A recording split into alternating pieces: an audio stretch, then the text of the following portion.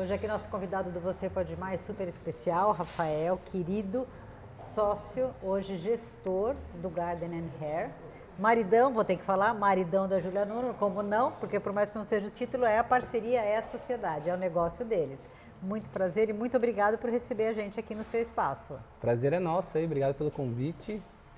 E vamos lá conhecer um pouquinho do que são os bastidores deste salão, porque o Rafael é responsável por toda a parte de gestão administrativa, enfim, toda a parte que controla e desenvolve o negócio, né? A visão de negócio e tudo mais. Então hoje a gente vai aqui conversar um pouquinho sobre os bastidores, né? Mas tem um segredo aí que você não era desse mercado da beleza, né? Vamos falar como é que você chegou no mercado da beleza, em primeiro lugar. Eu caí na verdade nesse mercado de paraquedas, né? Para mim, quando se falava de cuidados de cabelo, para mim, homem era o Clearman e mulher era Dove. Para mim, eu só conhecia esse nicho, né? E eu vim da área de exatas, né? Formado em engenheiro, trabalhava em uma empresa de manutenção do grupo Toyota. Eu estava um pouco infeliz porque eu sentia que eu não era o meu melhor, não conseguia dar o meu melhor naquilo, né? Não estava confortável naquele ambiente industrial. E logo quando eu conheci a Júlia, apareceu uma oportunidade de estar entrando nesse mundo, né? Tá. Que foi como representante da Trans, né? Aí fui fazer entrevista, passei na entrevista e comecei a conhecer esse mercado. Aí que abriu a minha cabeça. De visitar salões, visitar salões, conhecer como que funciona o salão, as possibilidades de negócio que existem dentro do salão. E eu comecei a me interessar, fui cada vez mais mergulhando, né? E hoje como um bom engenheiro, já fez uma planilha na cabeça, já falou, vou aventar todas as possibilidades. Como bom engenheiro, tudo que pode, no primeiro mês foi até um desafio que é engraçado que quando eu entrei, todo mundo que já era vendedor, olha, é difícil de vender, porque isso, aquilo. E no primeiro mês eu já vendi super bem. Você, né? O estratégico, já criou um plano de negócio para vender. Já criei rotas, lugares onde eu ia para mim não perder tempo, né? Salões que não eram visitados. E aí em 3 meses eu já tinha uma venda de vendedores que já estavam há algum tempo na marca. Sim. E aí eu comecei a entender que eu era bom nisso. Falei, sou bom nesse negócio e foi acontecendo naturalmente, né? As possibilidades foram aparecendo, né? As portas foram se abrindo e eu fui mergulhando cada vez mais nisso. Que interessante pensar, porque às vezes a pessoa fala, nossa, uma coisa não tem nada a ver com a outra, um completamente exatas, um completamente humanas. Não, gestão, estratégia, é tudo em todas as áreas da vida, né? Em todas as áreas. Mas e como é que você chegou? Da Trans ao salão, como é que foi essa jornada aí? Foi pela questão da pandemia, né? A pandemia veio em 2019, se não me engano, e eu estava indo super bem, super feliz com as vendas, né? Cada vez conquistando mais clientes, trabalhando já com a questão de Instagram, movimentando uma coisa que a marca distribuidora ali não tinha muito movimento. Tá. E aí veio a pandemia, né? Veio essa questão de fecha, todo mundo, os salões praticamente quase todos fecharam, a gente ficou um bom tempo aí com os salões fechados, eu dependia exclusivamente da venda para os profissionais. E a Júlia trabalhava num salão nesse Trabalhava momento? no salão, tá. Ela trabalhava no salão, o salão fechou e a gente tinha uma reserva financeira, fizemos ali um planejamento de alguns meses para manter, que a Júlia já tinha uma equipe para manter também, e os nossos gastos, né, particulares, e isso aí foi chegando no fim, foi ficando numa saia justa, e estava naquele fim de pandemia, libera, não libera, alguns voltando a trabalhar, outros ainda não. Aí a gente decidiu, né, com essa transformação que o mercado estava passando, em alugar um espaço para ela atender exclusivamente uma cliente por dia. Tá, né? fazer uma espécie de um estúdio. Isso aí foi um movimento grande no mercado quando foi após a pandemia, né? Revolucionou aí a maneira de como era vista. Antes da pandemia, tinha uma visão diferente do salão do que tem hoje, né? Sim. Era uma rotatividade muito alta, né? Tanto é que você vê um filme antigo, como que é mencionado no salão, é aquela fuzuê de gente, gritaria, né? E hoje, acho que esse mercado transformou muito, porque, né, ainda mais depois que veio a experiência do salão, né? Entregar, além de só do cabelo, né? Entregar toda a experiência, a gente já vê o salão de outra maneira hoje, já vê o salão como um lugar para se relaxar, para conversar, para, né, um momento de se autocuidado. amar, um momento de autocuidado, né? Acho que antigamente era uma coisa assim que era, vai lá, faz o cabelo, tchau. Antigamente a gente ia no salão para fazer o cabelo, hoje a gente não faz isso. Hoje a gente vai no salão para viver uma experiência. Viver uma experiência. Fazer o cabelo faz parte. É uma das partes. Quase que não faz nem diferença fazer o cabelo. Mas você vai para viver uma experiência de autocuidado, um momento só seu. Né, que as mulheres trabalham muito, tem um ritmo de vida acelerado, enfim. Então, é aquele momento que ela tira para ela. Exatamente, né? para se reconectar, então, mudou se de amar. fato, mudou muito mesmo. E a gente sabe, né, o mercado mostra, e a gente conversando com a Júlia já mostrou, este período de vocês de crescimento, entre montar este salão tipo estúdio, para hoje, num curto espaço de tempo. Qual foi essa jornada e quanto tempo ela durou? A gente, no primeiro salão, nós ficamos 2 anos, né? Tá. Que ele começou com uma cadeira, logo a gente ampliou para 2, mas a gente tinha uma limitação física de espaço muito grande. E dentro desse salão foi a nossa faculdade ali, principalmente da minha parte como gestor, porque eu não sabia nada, né? Não tinha noção nenhuma de como administrar uma coisa, dinheiro, fornecedores, atendimento, né? A Júlia fazia o cabelo e eu cuidava de tudo o resto. E foi uma faculdade aquilo ali para mim, a gente foi atrás de mentorias, né, algumas mentorias para me entender um pouco mais, que acho que a parte lógica, a parte que é quantitativa, todo mundo consegue aprender, todo mundo aprende fácil. Você quer aprender alguma coisa que é lógico, né, que é raciocínio lógico, você vai atrás, você estuda, você se empenha, Técnico. você se aprende, técnico. Sim. Você aprende, né? O desafio maior foi a questão qualitativa, né, o que não é lógico, né?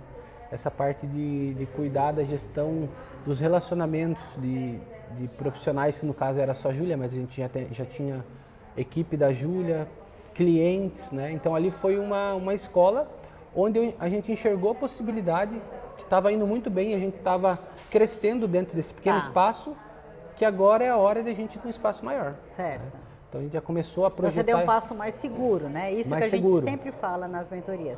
Para você dar o passo de sair de um espaço pequeno ou sair de uma cadeira e montar um negócio seu, você tem que ter um planejamento com segurança. A gente fez todo um planejamento, assim, era um passo... Até hoje eu falo para a Júlia que a gente se empolgou um pouco e deu um passo um pouco além do que a gente, né, tinha ali de segurança. E no começo foi bem difícil, os primeiros anos do segundo espaço foi um momento bem difícil, porque pela questão financeira mesmo, que eu não tinha tanta ideia, nunca tinha trabalhado com fornecedores para fazer móveis, iluminação, fazer toda a parte estrutural do salão. Então nisso eu acabei errando um pouco, então o salão que era para ter ficado pronto em pouco tempo, demorou 1 ano para a gente terminar o salão lá.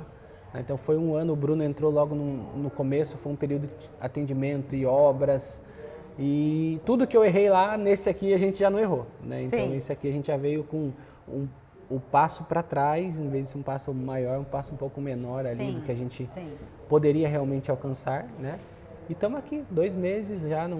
E toda essa história tem 5 anos de salão. 5 anos. Em 5 anos a gente fez 3 mudanças. Essa jornada foi em 5 anos. 5 anos. Foram 3 mudanças de espaço. Entre desafios, erros e acertos, foi construindo, mas sempre com cuidado, com planejamento. Sempre com planejamento, né? E acreditar muito, né? A gente sempre nunca duvidou do nosso potencial, né?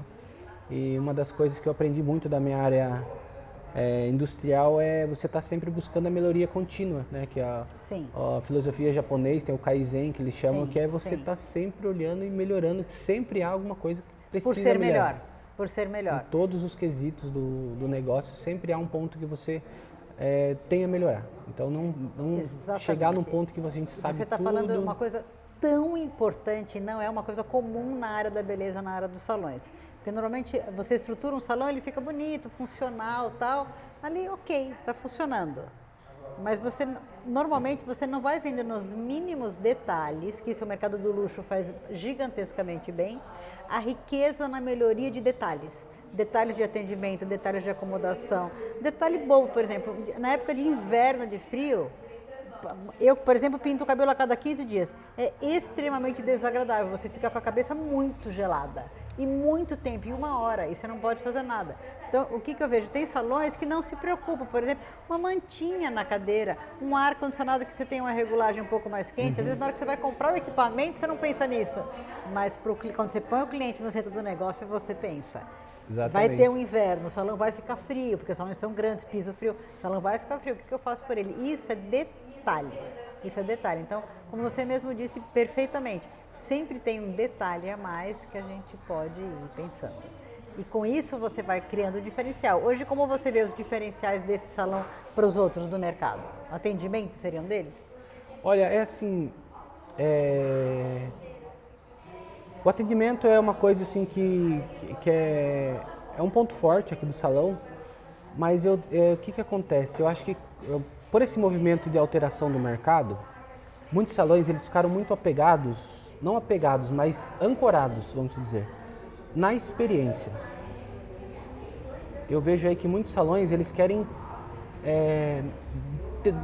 passar a melhor experiência para o cliente, né? Eu acho que esse é um ponto muito forte, mas ele não pode ser a âncora principal do negócio. Porque o que no final das contas a cliente quer sair com o cabelo lindo e maravilhoso, né? Você vai num restaurante, você vai pelo prato principal. Então acho que a gente não deixou de ir nesse prato principal. A gente conversa muito com os profissionais, vai atrás de novas técnicas, né? Vá atrás de aprendizado. Não fique nessa zona de conforto, porque o mundo da beleza, do cabelo, ele se atualiza a cada mês, a cada semana. Então, o nosso prato principal, que é o final de tudo, que é a cliente olhar no espelho, sair na rua, chegar em casa e alguém elogiar o cabelo dela, é onde que vai criar o vínculo emocional direto com o salão, né? A experiência, ela tem que ser um plus. Ela tem que ser um plus de você ter um resultado final impecável. Então, eu acho que é isso que é o nosso diferencial. A gente preza Você mantém muito... tanta atenção com a atualização dos profissionais, com a constante atualização, que vamos combinar que hoje os clientes às vezes sabem do lançamento dos produtos antes dos profissionais. Exatamente. Né? Então a gente vê às vezes que forma um degrau até. A cliente chega e fala, você viu o finalizador tal? O profissional não sabe, às vezes. Porque não está ativo, não está pertencendo aos cursos. Às vezes até o salão promove, mas o cara não vai, porque ele fala segunda-feira, não vou perder meu dia de folga. Então, o que eu vejo é que vocês têm uma atenção muito grande nessa gestão de equipe, na qualificação da equipe, em termos de produtos e serviços.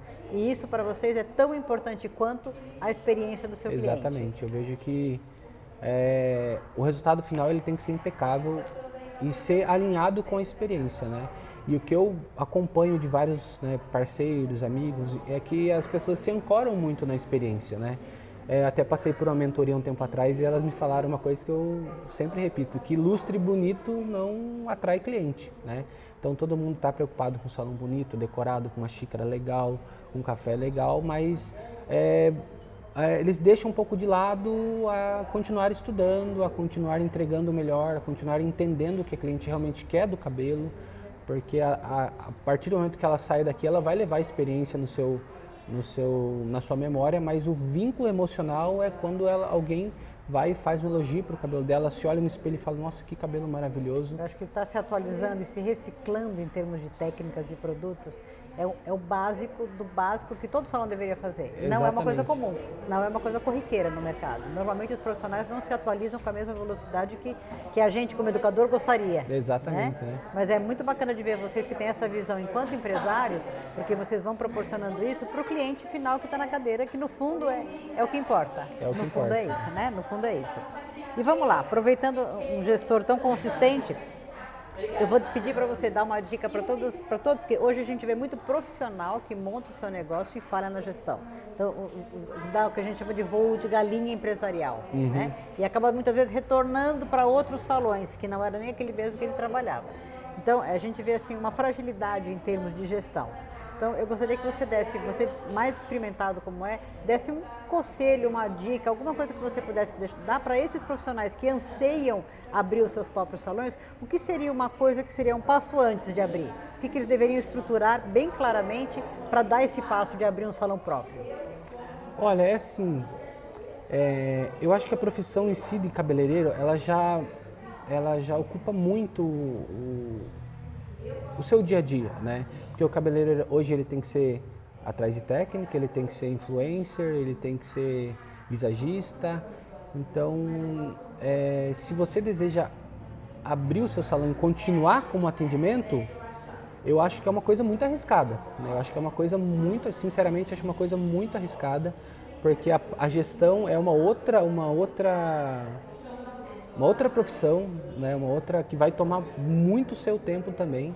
Então eu acho que assim, por isso que a gente criou o Garden, né? O Garden, eu criei o salão todo projetado, todo pensado, todo analisado para fornecer o melhor para o profissional, para ele ser o artista, o cabeleireiro o artista, né? Então acho que você tem que escolher, ou você quer ser um gestor ou você quer ser um cabeleireiro de sucesso. É possível? Eu acredito que sim, mas uma rota que é bem trabalhosa, bem trabalhosa. Então, eu acho que se você, no nosso caso, eu faço a parte da gestão e a Júlia faz o artístico, né? Então ela tá junto comigo aí como conselheira, é um complemento perfeito. Mas para uma pessoa só, sinceramente, se eu fosse cabeleireiro, eu não conseguiria ser gestor, porque são coisas aí que demandam muito tempo, muita energia, muito conhecimento, né?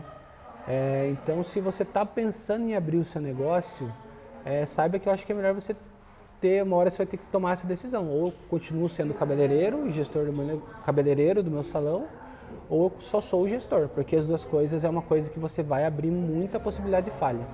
Sim. Muita possibilidade de falha, e isso acaba sugando a sua energia e você acaba não vendo o resultado porque é muita peteca para você segurar na sua mão. Eu falo, é um monte de pratinhos girando ao mesmo tempo, uma hora caiu. Exatamente, e às vezes ele é o básico. O que cai é o básico. Eu vejo que aconteceu isso muito na pandemia, né? Foi o nosso caso, inclusive. Sim. Que a gente saiu de um salão para abrir um salão, mas eu e a Júlia. Então, se você tem uma pessoa ali que está junto com você, que está com os mesmos propósitos alinhados, eu acho que é muito mais fácil para conseguir seguir essa carreira empresarial e essa carreira artística aí. Ou seja, vocês entenderam, né? Para você ser um cabeleireiro e um gestor de sucesso, o ideal é que vocês sejam dois. Um trabalha com a estratégia e gestão, um cuida do estratégico tático e o outro cuida do processo, que é ser um cabeleireiro artista. Exatamente. Né? Aí você consegue fazer a triangulação perfeita. Eu acho que aí fica uma balança leve para todo mundo. Sim. Você pega tudo para você, acaba aqui pesando bastante. Eu acho que dá sim para ser feito, não estou falando que não dá, acho que dá, mas é uma coisa que exige muito. E colocar na balança, vale a pena? Né? Acho que bastante dos profissionais estão voltando aos salões, eu estou vendo aí o número dos profissionais que tinham o salão, o estúdio, retrocedendo e voltando aos salões para poder ser o artista, porque o profissional em si ele tem grandes possibilidades, né, de atendimento, de internet, de cursos, educacional. Sim. Então... E tem uma carreira muito grande, de muitas possibilidades de negócio, sendo um profissional. Ele não precisa se tornar um empresário ou gestor de negócio. E o cabeleireiro em si, ele já é um empresário, né? Ele é PJ, ele tem equipe, ele gerencia o seu Instagram hoje, porque antigamente as pessoas vinham muito no salão pelo salão, vinham atrás do salão pelo salão, e hoje é diferente. As clientes vêm no salão pelo cabeleireiro, né? Ela já vem com a ideia do cabeleireiro que ela quer, que ela se identificou. Então, cada cabeleireiro já é uma microempresa dentro de uma empresa. Sim, então, são parceiros de negócio, como eu costumo dizer. Exatamente, a gente trata aqui todo mundo como parceiro de negócio, não tem nenhum funcionário, né? Todos os profissionais aqui são parceiros do negócio, são responsáveis pelo faturamento, são parceiros do negócio. Estratégia juntos, desenvolver. Exatamente. Olha, foi um enorme prazer conversar com você, um gestor tão claro, com as coisas tão lógicas, não é à toa que é um engenheiro, né, que consegue desenhar esse formato de negócio tão amarrado, eu diria, com todos os pontos amarrados. E isso com certeza está construindo o sucesso que já acontece, mas com certeza vai construir muito mais de sucesso futuro.